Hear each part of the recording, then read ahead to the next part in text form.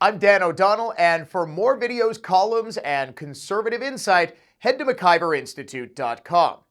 On what would have been his 32nd birthday, Charlie Kirk was posthumously awarded the Presidential Medal of Freedom.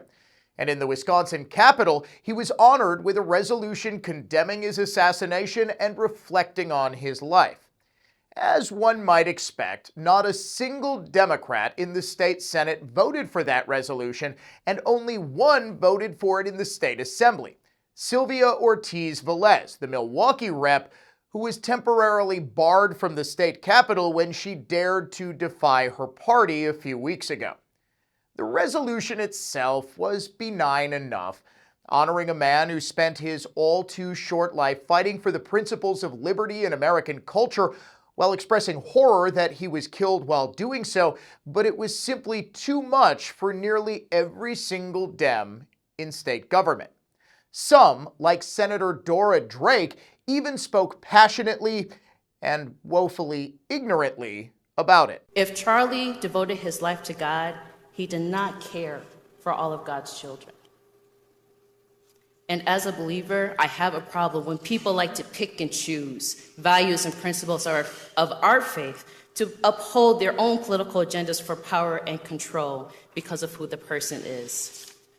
And if faith is a thing, the words that he shared clearly did not reflect that he cared for all Americans. His assassination has been followed with calls of violent retribution from his followers, which only fuels the tensions that put many in our nation at risk.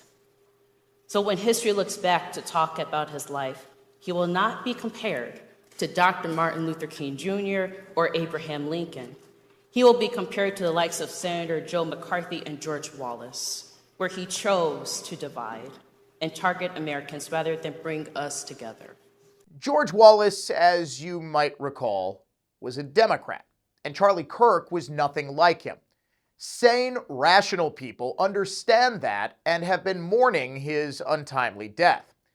But Democrats are apparently neither sane nor rational and still can't bring themselves to honor or even acknowledge someone with whom they disagreed. And that says infinitely more about them than it does about Charlie Kirk. For the MacIver Institute, I'm Dan O'Donnell.